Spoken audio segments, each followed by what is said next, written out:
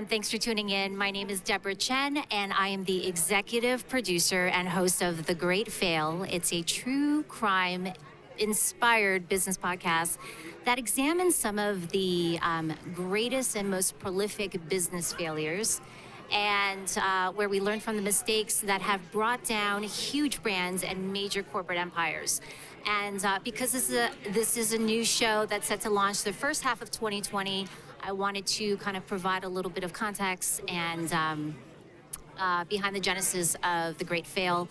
I started my career on the trading floors of JP Morgan and Lehman Brothers, which is another great fail that we plan to cover. And from there, I ran a publicly traded company on the NASDAQ. And for the last 16 years of my career, I've been advising CEOs and C-level executives on their capital market strategy. Now, one thing that really fascinates me is how extremely established, successful companies, how do they one day just vanish? And Toys R Us is a classic example. You know, it's been around for over close to a century. It's a household name. It's got world-class management. How does a company like that, number one, miss the mark of innovation, and two, completely just misread the next generation of consumers, the customers that they're catering to? And so what I really wanted to do was retell these case studies through a lens of like a crime scene murder story, because I'm a huge crime buff, true crime buff, and I've literally watched every single Dateline episode. So this is kind of a different medium where I'm marrying the two genres of retelling business case stories in the form of this true crime feel approach. And it's been an amazing journey. I've met some incredible people, including this gentleman over here, Professor Robert Hernandez. Hello. Thank you for joining me today on the live stage. So as a side note, my team and I literally cyber-stalked you and tracked you down when we found out you launched the nation's first Google Glass journalism course at USC. And so 2014, I took one for the team, got Google Glass through a contest, and tried to figure out how could we use this wearable device for reporting, storytelling, distribution. Yeah. So I'd love to have everybody talk a little bit about, have everybody hear a little bit about yourself and kind of what got you playing with glass. Sure. So I've been a digital journalism professor at USC for now 10 years. And my focus is on emerging technologies, everything that is just off the horizon, but is coming down the pipe that could potentially be another big disruption, right? The printing press was a big disruption for colleagues of mine that are many years my senior, but also, the internet, social, mobile, these are game changers that change how we report, how we tell stories, how we inform our diverse communities, which is the goal for journalism. And 2013, I created my first crazy class on augmented reality in journalism. And in 2014, I got my hands on Google Glass, trying to figure out how can something that is on my face, that knows the direction my face is pointed at, knows where I am, knows where I'm looking at, how could that change reporting and storytelling? Did that. I got surprisingly a lot of news coverage from Japanese documentary crew came to the class, got interviewed by a media show in Australia. Even Coca-Cola wrote about us, which was interesting. Did that, and then have been, in 2015, been working in immersive 360, VR, AR, XR, immersive storytelling, nonfiction storytelling projects that I've been doing with my students. And so if you guys haven't figured this out yet, we did an episode on the demise of Google Glass. Yeah. And so that was actually a really fun and interesting one, because there was all these things happening behind the scenes that we didn't even know about. Well, I didn't know about, and then you brought up some things. But going back to that, you were an early glass explorer, right? So can you tell us how that came about? Because it was an exclusive club. It was an exclusive club. It cost, I'm forgetting the amount, like $2,000 around there, just under. Google Glass came out with a spectacular kind of debut at Google I/O, where folks parachuted out of a plane down to the rooftop of the Moscone Center, rode mountain bikes, rappelled down ropes, got into the convention center, and live streamed the whole thing. That was something that was, one, it worked technologically speaking, but you also didn't look like a dork. Right? Wearables have been a concept and talked about for many, many years. I've seen, wearable MP3 players. I remember jean jackets that were wearables, and they were horribly designed. But Google Glass came out, and while people look at the technology now, say what an embarrassing thing or what a failure, a lot of people don't remember it was the hotness when it first came out. Sure. It was pretty powerful and amazing, and it legitimized this new push to wearable technologies. And it looked good. I mean, it looked surprisingly decent. And so when they first came out, hardware was something that is not Google's forte. And so they developed a way of creating a beta product and inviting people to be beta testers. They had a product, they had a kind of an idea for that product. Why don't we ask the community to help us find use cases for that product? And so they opened it up as one way of getting the Google Glass is to tweet at them and make a pitch of why you believe you should get Google Glass. And I tweeted out, if I had Google Glass, this was on the heels of my AR journalism class, if I had Google Glass, I would explore how wearables could be used for reporting and storytelling, right? Contextual storytelling. And lo and behold, they picked that tweet, and I won the privilege to buy the things. Which immediately I went to my dean and was like, so here's what happened. I don't have the money, you do. This would be great for us as, the prestigious university that we are, to get our hands on this device and put it in the hands of our students and see what they could prototype. Yep. That's how it started back then. Very cool. And so you won the privilege to actually drop the money to purchase that. And something that our audience might not know is that when it got rolled out, it had kinks in it. It was just a prototype. It was right? beta. Yeah. So you guys, the Glass Explorers, which is what they were called, had the privilege of beta testing it, something that was half-baked. But you guys were also the marketers, right? So you guys were walking around with it. I'm sure people stopped you all the time and asked you about it. So I'm curious in terms of the approach.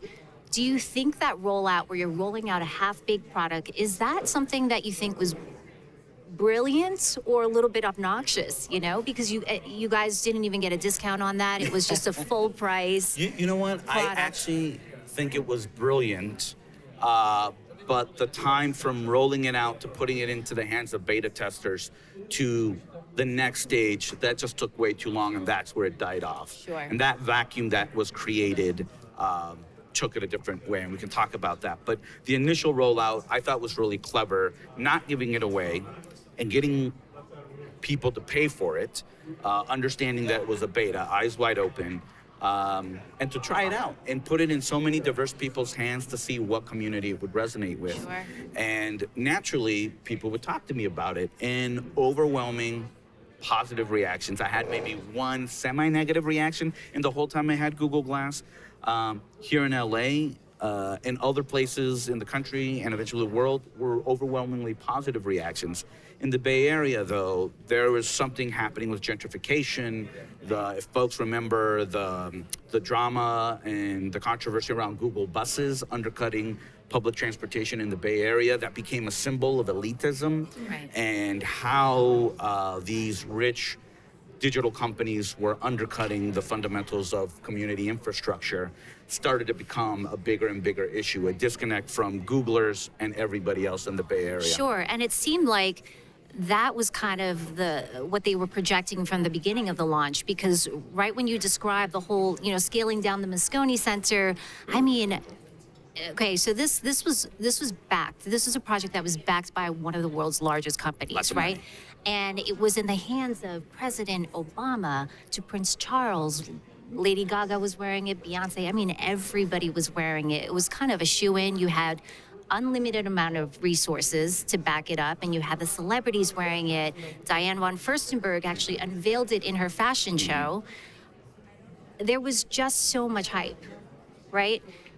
Something happened with that, from all that hype to then becoming, bloggers started writing about it, that it was one of the worst products in history. What do you think the disconnect, how did it go from extremely hot to something that just cooled off so quickly? Well, my hypothesis is as a beta product, it was a decent product. And I found daily use cases that were really useful. And I do believe, as we're seeing now, that form factor, that type of product is going to come back and probably be the predominant use case, dominant form factor. But for me, I started to see a disconnect by the lack of number of pieces, actual devices in the public. And when people were not getting those pieces, two things. Because people were not interacting with the devices, they started to project a narrative. One narrative was that these devices, which really, if you hold out your cell phone at arm's length, that's the size of the screen that you would see. It's a little tiny screen. But people not interacting with it would assume that was over your face. And I think in the UK, they passed a law that said you couldn't drive with these devices, right? There was a woman I know who got a speeding ticket, or not a speeding ticket, she got a ticket for wearing that device. She contested in court and won. But people just assume these negative things, right?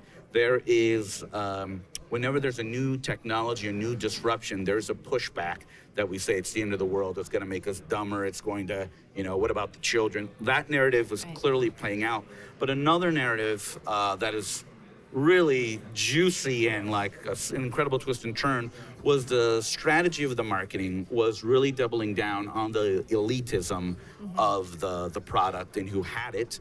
And the person behind that marketing push, love triangles basically can kill products, and that's outside of the product merits. Are you going to turn this into a scandal, this like gossip column show?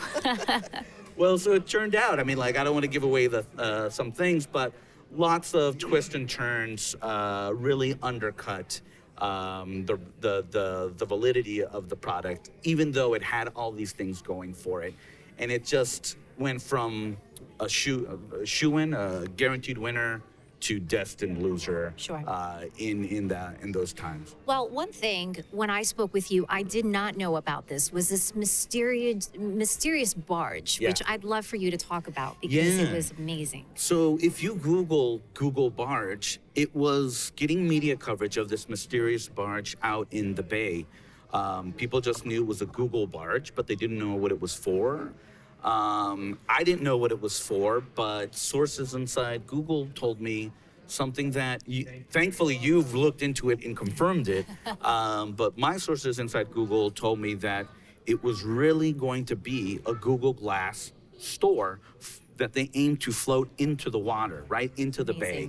So in order for you to get Google Glass, you'd have to go get a fitting. When I went to Venice to get my fitting, it felt like a prestigious, but for me, pompous, high-end boutique shop where they offered me, a cocktail or a microbrew, and they, told me about the colors, not black, not tan, not orange, but I forgot what the black one was called, but there was Cloud, which was white, and Tangerine, right? It had all these kind of colored names, but it was very kind of lofty, high, you look good in a tangerine, right? It was like, just give me the black ones. I need to get out of here quickly. Right. But they wanted to elevate that shopping experience with the barge, and allegedly you would only be able to get to the Google barge to get your Google Glass through a boat or maybe a helicopter or something like that. That's incredible. Yeah. So basically you get a fitting and then you have to take a jet ski out in the middle of the water to pick up these glasses. Something like that, or you take the jet ski to the barge and that's where you get your fitting and you get to try that stuff out. It's they were going for an exclusive club at a time where they probably should have been more self-aware of how divisive this device was turning into, right? Sure. The term glass hole started to emerge because there was this, I don't know if I can cuss, but let's say a-holes who felt pompous and empowered by these devices, even more so. Right.